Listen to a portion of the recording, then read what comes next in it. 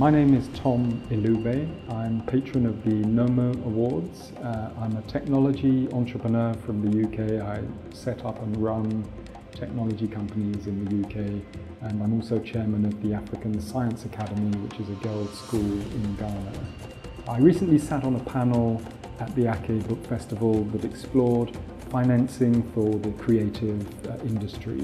It was a very interesting panel, and what we were trying to do was share our knowledge of how people who are looking for financing should go about finding that financing. For example, it's very important to accept that there'll be a lot of failure. You will try a lot. You have to be able to try over and over again, and you have to accept that people will say no.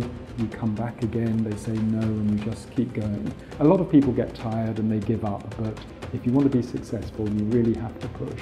The other thing is that you have to bring your storytelling skills to the party.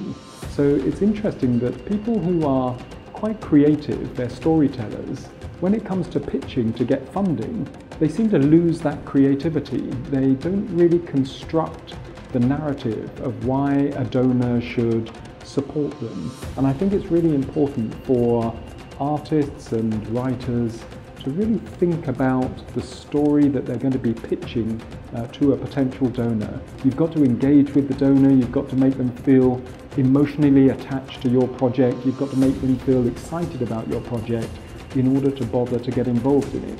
And if you're a storyteller, this is what you do for a living. So use those skills in order to try and attract people to come and work for you and put their money into your venture.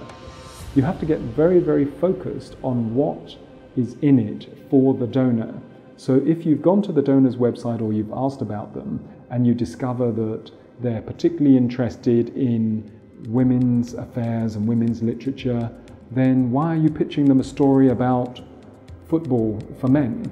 It doesn't make any sense. You have to tailor your pitch towards what your supporter is looking for, and think about why are they going to support my project. There aren't any shoulds in this. You can't say this bank should support me, this telecoms company should support me.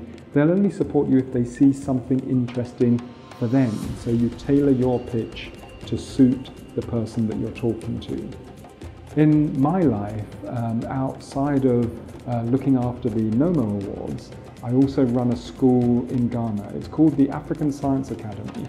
It is a girls-only science and technology academy.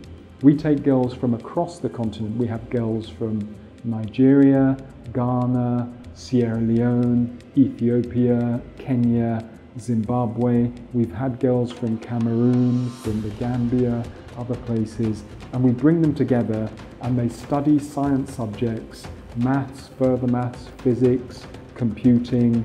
They learn how to be confident young women and potential future scientists and engineers, and then off they go to university. It's a charitable school, so we pay all of their fees once we've selected them. They don't have to worry about that at all. We just select the young women who are excellent at what they do. We chose to go with women only because we think that that is where the real difference can come. There's something in science that's called the butterfly effect. The idea is that if a butterfly flaps its wings in one part of the world, the change can ripple across and cause a tornado in another part of the world. And we see our young women scientists as butterflies. We're creating these young women who are excellent in science and technology, and all they have to do is to make the change using their knowledge and watch it ripple across the continent. And we think that's particularly important for young women. There is a huge untapped resource. Why would any country almost ignore 50% of its population when it comes to science and technology? The talent those young women have is just tremendous, and they're not getting the support and the opportunities. So that's why we decided we would make our school a school for young women only, to focus on science and technology. You can look at it from the perspective of it's just morally right that women are equal and should have all the same opportunities as men in society. You can also look at it from the perspective of it just makes good common sense. The world is incredibly competitive. Nigeria, for example, needs to compete with India, with China, with the USA, with the UK, with the EU.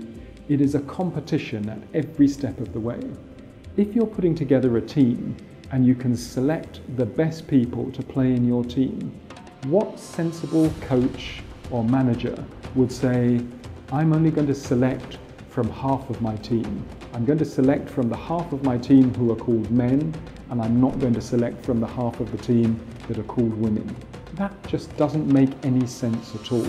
If you want to win, if you want your country to be successful, if you want society to be successful, you will look at your population as a whole. You will look at men and women, and you will look to develop everyone in order to select and find the best people to make your society a success. And that's why I think feminism is so important. It also happens to be important because it's the right thing to do anyway. But even if it wasn't the right thing to do, it would be an incredibly smart thing to do to make sure that you had selected the very, very best from your entire population, rather than for some strange reason ignoring half of your population and selecting from just the other half.